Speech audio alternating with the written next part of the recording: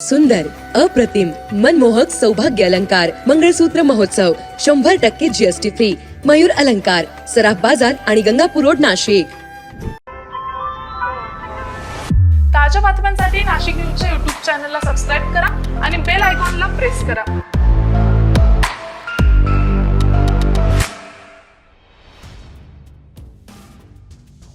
अवघ्या 1.5 वर्षाच्या बालकास कडेवर घेऊन उकळलेल्या चहाचे भांडे हातात धरलेल्या मातेच्या हातातील भांड्याची दांडी अचानक ओढल्यानं त्यातील चहा छातीवर सांडून गंभीररित्या भाजलेल्या बालकाचा उपचारादरम्यान मृत्यू झाला.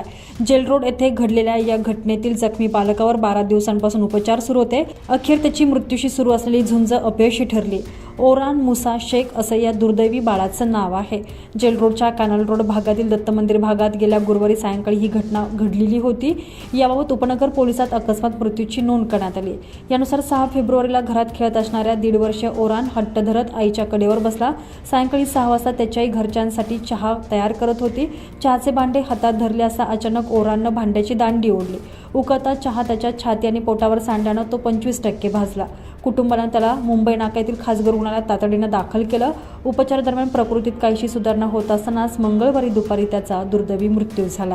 ओरानचे वडील मुसा हे भंगारचा गाडा चालवून कुटुंबाचा उदरनिर्वाह चालवतात. आर्थिक स्थिती हालाकीची असलेल्या कुटुंबात ओरानच्या निधनानं परिसरात शोककळा पसरली आहे. Bureau report, Nashik news, Nashik.